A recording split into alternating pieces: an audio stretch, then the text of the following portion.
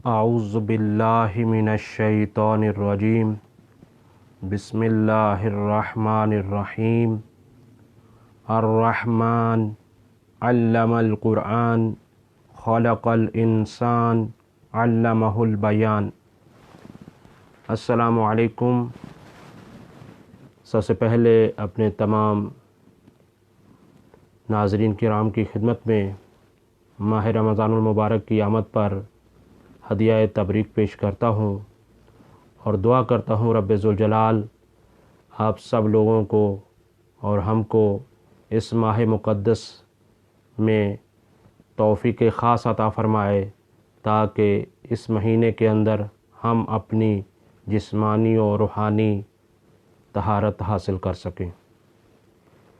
جیسا کہ اعلان کے مطابق ہمارا درس تفسیر و سورۃ الرحمن فی شہر رمضان کے عنوان کے تحت سورہ رحمان کی تفسیر آپ کی خدمت میں پیش کی جائے گی۔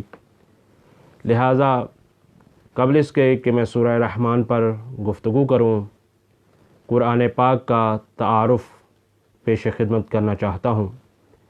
ویسے تو ہم میں سے ہر مسلمان ابتدا سے زندگی سے انسان قرآن سے آشنا ہے اور قرآن کے بارے میں کسی حد تک جانتا ہے۔ یہ قرآن اللہ کی لا ریب کتاب ہے، یہ اللہ کی عظمت کی نشاندہی کرتی ہے۔ لہٰذا اس قرآن کے بارے میں دیکھنا یہ ہوگا کہ یہ قرآن کس لفظ کے ساتھ کس طرح سے یہ وجود میں آیا ہے لفظ قرآن۔ ایک تو یہ ہے کہ اس کا تعارف کہ قرآن پاک قرآن کے اندر خود 11 مرتبہ آیا ہے۔ 11 مرتبہ لفظ قرآن کے اندر آیا ہے، اور پھر اسی طرح سے اس کا معنی کیا ہے، اس کا مطلب کیا ہے۔ عزیزان گرامی، یہ لفظ لغت کے حوالے سے بیان کیا جاتا ہے کہ لفظ قرأ سے ہے۔ قرأ کا معنی ہوتا ہے جمع کرنا، اکٹھا کرنا، اور قرأت بھی اسی طرح سے ہے۔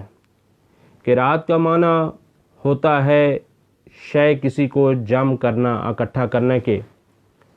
لہٰذا اسی طرح سے اس وجہ سے جب کوئی کسی چیز کو پڑھتا ہے اور قاری قرآن جب قرآن کو پڑھتا ہے تو اس کی زبان سے جب لفظ ادار ہو رہے ہوتے ہیں تو وہ ایک مجموعے کی شکل اختیار کر رہے ہوتے ہیں۔ لہٰذا یہ وجہ تسمیہ قرأت کی بتائی جاتی ہے۔ لیکن یہ قرأت اور قرآن کا وجہ تسمیہ کیا ہے، قرآن کو قرآن کیوں کہتے ہیں، تو آپ حضرات کی خدمت میں یہ کتاب مفردات الفاظ قرآن کے حوالے سے راغب اصفہانی کی کتاب ہے، جس کے اندر یہ گفتگو ہو رہی ہے، قرآن کے بارے میں بتایا جا رہا ہے۔ پہلے قرأت کے حوالے سے جیسے میں عرض کر چکا ہوں، لفظ قرأت ضم الحروف والکلمات بعض الی بعض فی التنزیل، بعض حروف کا بعض حروف کے ساتھ مل جانا، ضم ہو جانا، یہ کہلاتا ہے قرأت۔ اور پھر قرآن اصطلاح لغت کے حوالے سے یہ مصدر ہے۔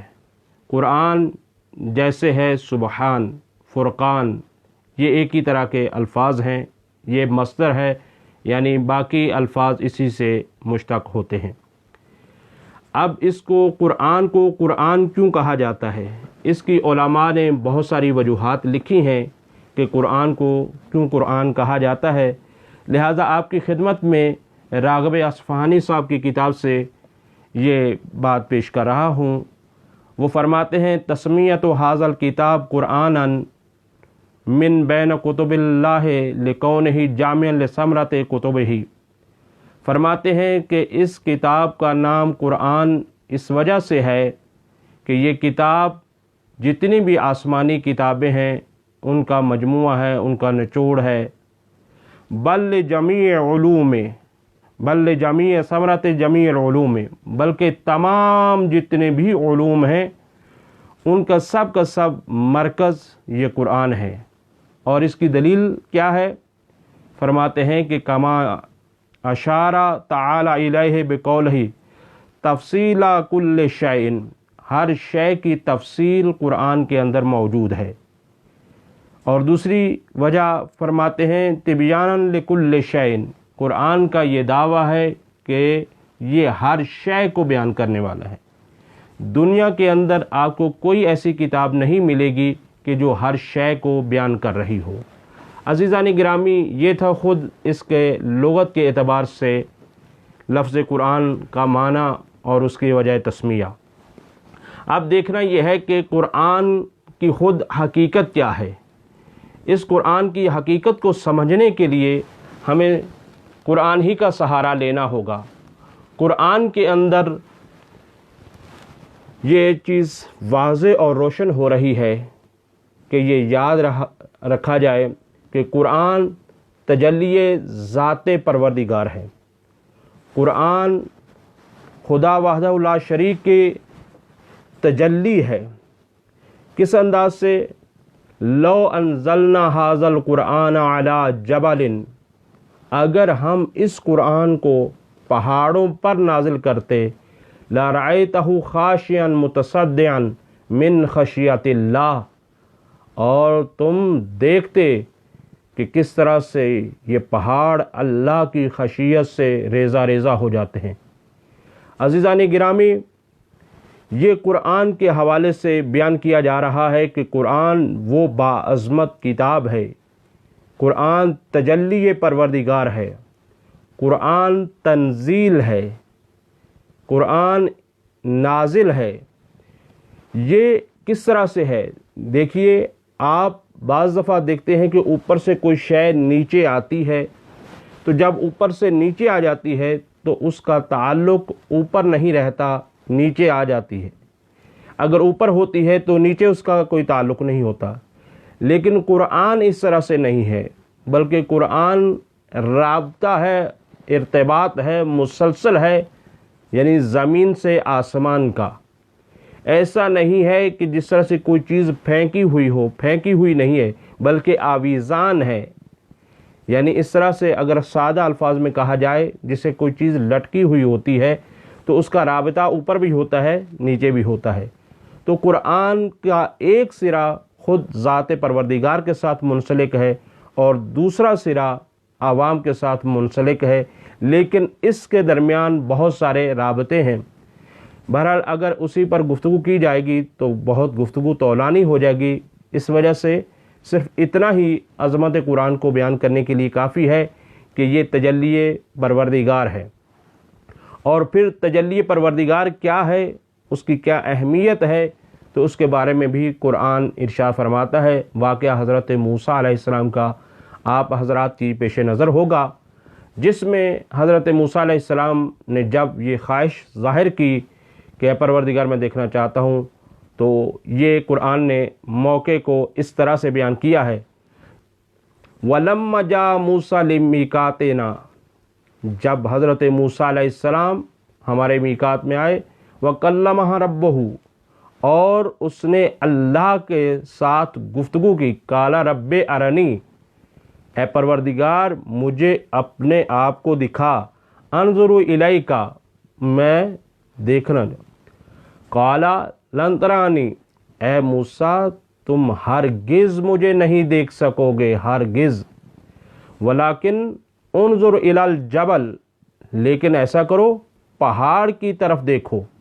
پہاڑ ایک مضبوطی کا نام ہے، ایک پائیداری کا نام ہے۔ کائنات کے اندر ظاہری طور پر جس دنیا میں ہم رہتے ہیں، جس کے ساتھ سروکار رہتا ہے، وہ مضبوطی ہے۔ تو فرمایا کہ اس پہاڑ کو دیکھو، فَإِنِ اسْتَقَرَّ مَكَانَهُ، اگر وہ اپنی جگہ پر ٹھہر گیا، رکا رہا، فَسَوْفَ تَرَانِي، تو پھر تم بھی مجھے دیکھ لو گے۔ فَلَمَّا تَجَلَّىٰ رَبُّهُ، اور جب اللہ نے تجلی فرمائی، عزیزو غور کیجئے گا، جب اللہ نے تجلی فرمائی للجبل، پہاڑ کے لیے، جعلہ دکن وحر موسیٰ صاعقا، اور یہ ہے کہ پہاڑ ریزہ ریزہ ہو گیا اور حضرت موسیٰ علیہ السلام غش کھا کے گر گئے۔ فلما افاقا، اور اس کے بعد جب آفاقہ حاصل ہوا، قال سبحانک تبت الیک، اے پروردگار تو پاک ہے، تو سبحان ہے، میں توبہ کرتا ہوں، وَأَنَا أَوَّلُ الْمُؤْمِنِينَ، اور میں ایمان لانے والوں میں سے اول بن جاتا ہوں۔ تو عزیزان گرامی، یہ وہ موقع ہے کہ جہاں پر حضرت موسیٰ علیہ السلام نے اس تجلی کو دیکھنے کے بعد اظہار کیا کہ میں اول المومنین ہو جاتا ہوں۔ لیکن اسی مقام پر میرے مولا متقیان امیر المومنین علیہ السلام فرماتے ہیں کہ اے پروردگار، اے دنیا والو، اس چیز کو پہچان لو کہ میں علی ایمان کے اس درجے پر ہوں کہ لو کشف الغطاء مزدز و یقینا، اگر آسمان کے پردوں کو ہٹا دیا جائے تو کوئی اضافہ ہونے، میرے ایمان میں کسی طرح کا کوئی اضافہ ہونے والا نہیں ہے۔ یہ ہے عزیزان گرامی حضرت امیر المومنین علیہ السلام کا ایمان۔ اور اس کے ساتھ گفتگو کو آگے بڑھاتے ہوئے آپ کی خدمت میں عرض کرنا چاہتا ہوں کہ قرآن کی عظمت کو پہچانا جائے۔ عرض کیا ہے کہ قرآن تجلی ذات پروردگار ہے، لہذا امیر بیان امیر المتقین مولا علی علیہ السلام نہج البلاغہ کے اندر ارشاد فرماتے ہیں فَتَجَلَّى لَهُمْ سُبْحَانَهُ فِي كِتَابِهِ مِنْ غَيْرِ أَنْ يَكُونَ رَاهُ، اللہ سبحانہ تعالیٰ نے ان کے لیے اپنی کتاب کے اندر تجلی کی ہے۔ امیر المومنین علیہ السلام فرما رہے ہیں کہ تجلی فرمائی ہے پروردگار عالم نے، اور اس کے بعد پھر فرمایا کہ ایسا ہے کہ من غیر ان یکون رآہ، اور کسی نے ان کو دیکھا بھی نہیں ہے، یعنی ذات کو دیکھا بھی نہیں ہے اور پروردگار کی تجلی ہو گئی۔ اور پھر اسی طرح سے یہ ہے، امام جعفر صادق علیہ السلام ارشاد فرماتے ہیں لَقَدْ تَجَلَّى اللَّهُ لِخَلْقِهِ فِي كَلَامِهِ وَلَكِنْ لَا يُبْصِرُونَ، پروردگار عالم اپنی مخلوق میں اپنی کلام کے ذریعے سے تجلی فرماتا ہے اور کسی نے ذات پروردگار کو دیکھا تک نہیں ہے۔ تو عزیزان محترم، اب یہ دیکھنا ہے کہ یہ تجلی ہے کیا۔ تجلی کا مطلب یہ نہیں ہوتا کہ ایک شے اپنی جگہ سے اٹھ کر دوسری شے تک آ جائے، بلکہ سمجھنے کی حد تک، صرف کیونکہ مثال سمجھنے کے لیے ہوتی ہے، ورنہ تمام مفہوم اور مطالب کو جمع کر کے نہیں لا سکتی۔ تجلی کو آپ اس حوالے سے دیکھ سکتے ہیں کہ جب ہم خود شیشے اور آئینے کے سامنے کھڑے ہوتے ہیں اور شیشے کو جب ہم دیکھ رہے ہوتے ہیں تو ہماری ذات الگ ہوتی ہے، اور لیکن شیشے میں بھی ہم ہی نظر آ رہے ہوتے ہیں۔ تو یہ کیا ہے؟ یہ ہماری تجلی ہوتی ہے شیشے اور آئینے کے اندر۔ تو اب دیکھیں کہ ہم شیشے میں نہیں گئے اور شیشہ ہم میں نہیں آیا، ہم شیشے سے جدا، شیشہ ہم سے جدا، لیکن ہم اپنے آپ کو شیشے میں دیکھ رہے ہیں۔ تو عزیزان گرامی، اسے کہا جاتا ہے تجلی۔ تو یہ قرآن تجلی پروردگار ہے، اللہ اپنی ذات میں تجلی کر رہا ہے قرآن کے اندر۔ تو یہ ہے کہ اب عظمت قرآن اس حد تک سمجھ میں آ گئی، تو آئیے ہم اپنے موضوع گفتگو کی طرف آتے ہیں کہ ہم نے آج سے لے کر 14 ماہ رمضان تک ان دروس کا سلسلہ اس عنوان کے تحت رکھا ہے، تفسیر سورۃ رحمان فی شہر رمضان، کہ سورہ رحمان کی ماہ رمضان میں تفسیر کی جائے گی۔ یہ ہمارا موضوع گفتگو ہے۔ آئیے سب سے پہلے سورہ رحمان کو پہچاننے کی کوشش کرتے ہیں۔ سورہ رحمان کیا ہے؟ عزیزان گرامی، پیغمبر اکرم صلی اللہ علیہ وسلم ارشاد فرماتے ہیں قرآن کے حوالے سے کہ قرآن کیا ہے؟ فرمایا لِكُلِّ شَيْءٍ عُرُوس، ہر شے کی ایک زینت اور عروس اور دلہن ہوا کرتا ہے۔ فرمایا وعروس القرآن الرحمن، اور قرآن کی عروس قرآن کی دلہن کا نام قرآن ہے۔ عزیزان گرامی، آپ جب کسی شادی یا بارات میں جاتے ہیں تو جو سب سے زیادہ اس محفل میں زینت والی چیز ہوتی ہے وہ دلہن کہلاتی ہے۔ تو قرآن کی سب سے زیادہ جو خوبصورتی ہے وہ اس سورہ رحمان کے اندر موجود ہے۔ تو یہ سورہ رحمان اس حوالے سے، پھر اس کی قرأت کے حوالے سے بہت زیادہ ثواب نقل ہوا ہے، بیان ہوا ہے۔ اور اسی طرح سے دیکھیے اس سورہ کا نام کیا ہے، سورہ الرحمن۔ رحمان اللہ کا صفاتی نام ہے۔ یہ سورہ اللہ کے نام پر ہے، یعنی خود ذات پروردگار کے نام پر یہ سورت ہے، جبکہ ہم دیکھتے ہیں کہ اکثر سورتوں کے نام دوسرے چیزوں کے نام پر ہیں، جیسے سورہ فیل ہے، سورہ بقرہ ہے، سورہ عنکبوت ہے، سورہ قمر ہے، اسی طرح سے باقی بھی سورتوں کے نام ہیں، تو وہ دوسری اشیاء پر ہیں، لیکن یہ نام خود اتنا عظیم نام ہے کہ اللہ نے اپنے نام پر اس سورت کا نام رکھا ہے۔ سبحان اللہ۔ تو عزیزان گرامی، یہ ہے اس حوالے سے کہ یہ سورت اللہ کے نام کے ساتھ منسوب ہے۔ پھر یہ ہے کہ اس سورت کا سلسلہ قرآن کے اندر، کیونکہ یہ علوم قرآن کے ساتھ معلوماتی حد تک ہے، تو اس وجہ سے اس کو بیان کر رہا ہوں۔ انشاءاللہ تعالی تفسیر بھی ساتھ آگے بیان مزید کی جائے گی۔ وہ یہ ہے کہ یہ قرآن پاک کا 55 نمبر سورہ ہے، اور اسی طرح سے پارہ نمبر 27 کے اندر یہ آیا ہے سورہ رحمان، اور پھر اس کی 78 آیتیں ہیں۔ 78 آیتوں کے اندر آپ جانتے ہوں گے، اس سورت کی تلاوت کرتے رہتے ہوں گے، اس سورت کے اندر بار بار لفظ استعمال ہوا ہے فَبِأَيِّ آلَاءِ رَبِّكُمَا تُكَذِّبَانِ۔ وہ انشاءاللہ تعالی جب ہم اس مقام پر پہنچیں گے تو اس چیز کو بیان کریں گے۔ عام لوگوں کے یہ ذہن میں آتا ہے کہ یہ شاید تکرار ہے، بار بار جو اس سورت کے اندر آ رہا ہے، کیونکہ 78 آیتوں میں سے 31 آیتیں تکرار جو ریپیٹ ہوئی ہیں وہ یہی آیت ہے فَبِأَيِّ آلَاءِ رَبِّكُمَا تُكَذِّبَانِ۔ تو عزیزان گرامی، یہ اس حوالے سے یہ سورہ کا تعارف ہے۔ اور پھر یہ ہے کہ یہ سورت کہاں پر نازل ہوئی، اس سورت کے حوالے سے کہا جاتا ہے کہ یہ سورت مکی ہے یا مدنی ہے۔ تو اس کے بارے میں علماء اختلاف بیان کرتے ہیں، بعض نے کہا ہے کہ یہ مکی ہے، بعض نے کہا ہے کہ یہ مدنی ہے، لیکن زیادہ لوگوں کا یہ کہنا ہے کہ یہ سورہ مدنی ہے۔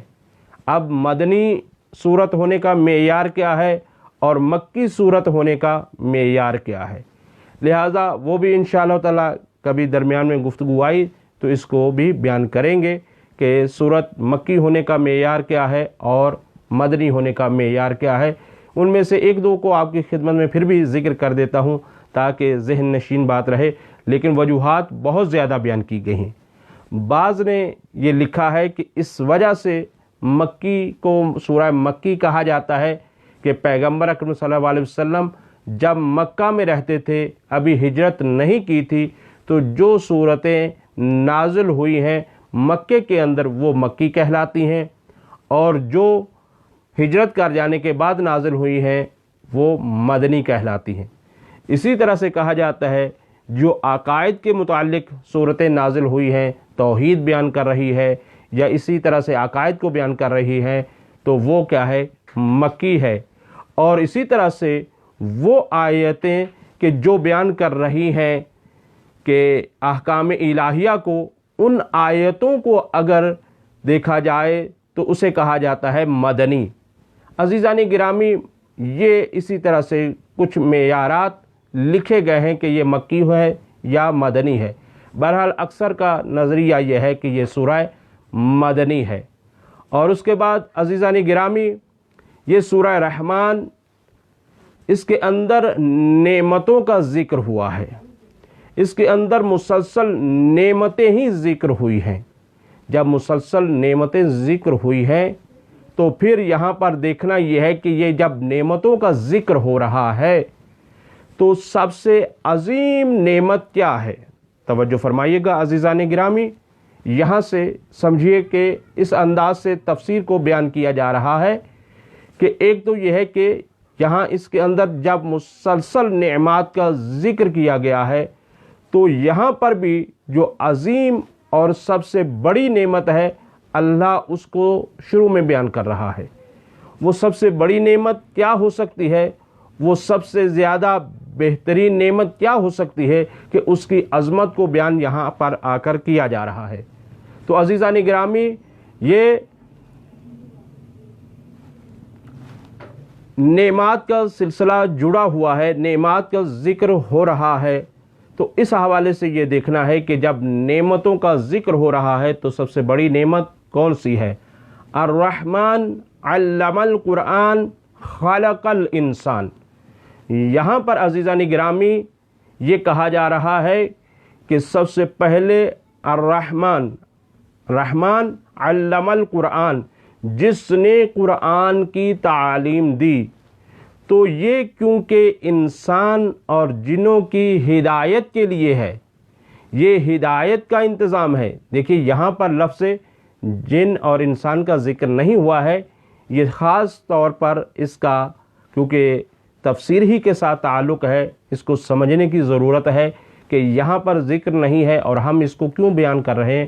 اس کی وجہ یہ ہے کہ آگے چل کر قرآن میں جب بار بار یہ کہا جا رہا ہے فَبِأَيِّ آلَاءِ رَبِّكُمَا تُكَذِّبَانِ، تو اس سے مخاطب جن بھی ہیں اور انسان بھی ہیں۔ جب جن اور انسانوں کو قرار دیا جا رہا ہے تو یہاں پر بھی یہ قرآن کی عظمت کو بیان کرتے ہوئے یہاں بھی علامہ محمد حسین طباطبائی صاحب تفسیر المیزان فرماتے ہیں کہ کسی تفسیر میں تو ظاہری طور پر ہمیں یہ نہیں ملتا ہے کہ یہاں سے مراد جن و انس ہوں، لیکن کیونکہ آگے والی آیات اور کیونکہ قرآن بعض آیتیں بعض کی تفسیر کرتے ہیں، تو یہاں پر بھی یہ ہے کہ تفسیر اصل میں بعد والی آیات کر رہی ہیں کہ یہاں بھی مراد جن و انس ہیں، ان کو مخاطب کر کے یہ کہا جا رہا ہے علم القرآن، کہ قرآن کی تعلیم دی گئی۔ عزیزان گرامی، سب سے زیادہ جتنی بھی اللہ تعالیٰ کی طرف سے نعمات نازل ہوئی ہیں وہ انشاءاللہ تعالیٰ ہم ذکر کریں گے اسی سورہ رحمان کے سلسلے میں، لیکن ان میں سے سب سے زیادہ جو عظیم نعمت ہے جس کا کوئی ثانی نہیں ہے وہ یہی نعمت قرآن ہے۔ لہٰذا جب نعمت قرآن ہے تو اسی وجہ سے یہ ہے کہ کیونکہ یہ تجلی پروردگار ہے، تو جو ذات تجلی پروردگار ہو جائے تو وہ ذات ایسی ہو جاتی ہے کہ پھر اس کا کوئی ثانی ہمیں نہیں ملتا ہے۔ تو عزیزان گرامی، ہمیں اس حوالے سے یہ دیکھنا ہوگا کہ ہم اس قرآن کی اہمیت کو اسی انداز سے سمجھیں، اسی انداز میں قرآن کو لینے کی کوشش کریں۔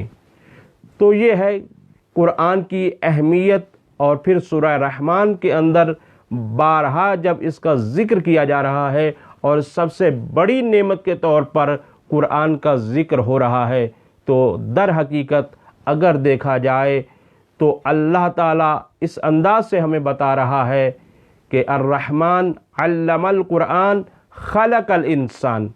یہاں پر اصل میں دیکھا جائے تو ایک کتاب تشریح ہے اور ایک کتاب تکوینی ہے۔ کتاب تشریح کا نام قرآن ہے اور کتاب تکوینی کا نام حضرت انسان ہے، اور دونوں کا خالق اور دونوں کا مؤلف، دونوں کو تالیف کرنے والی کی ذات، دونوں کو تالیف کرنے والی ذات پروردگار عالم ہے۔ اس ذات نے قرآن کی تالیف بھی کی ہے اور اس کائنات کی اور حضرت انسان کی بھی تالیف کی ہے۔ عزیزان گرامی، انشاءاللہ تعالی یہ سلسلہ گفتگو آگے بڑھتا رہے گا۔ آج اسی حد تک آپ کی خدمت میں پیش کر کے اب اجازت چاہتے ہیں۔ یہ ہمارا درس انشاءاللہ تعالی اسی وقت آدھے گھنٹے کا ہوا کرے گا، اور پھر انشاءاللہ تعالی یہ 14 ماہ رمضان تک تسلسل رہے گا۔ اللہ تعالیٰ سے دعا ہے رب ذوالجلال اس ماہ مبارک رمضان کے توسط سے پروردگار عالم ہمیں قرآن فہمی کی توفیق خاص عطا فرما۔ اے پروردگار عالم تیرے قرآن کو سمجھ کر اس پر عمل کرنے کی ہمیں توفیق عطا فرما، اور بالخصوص سورہ رحمان کی ہمیں بارہا تلاوت کرنے کی اور اسے سمجھنے کی توفیق عطا فرما۔ یہ جو کچھ ہمارا سلسلہ گفتگو ہے ہم اسے ہدیہ کرتے ہیں امام زمانہ سلام اللہ علیہ کی خدمت میں، اور وہاں سے ہوتا ہوا پروردگار عالم کے حضور میں پیش کرتے ہیں کہ اللہ تعالیٰ اسے قبول فرمائے۔ اللہم صلی علی محمد وآل محمد وعجل فرج آل محمد۔ والسلام علیکم ورحمۃ اللہ وبرکاتہ۔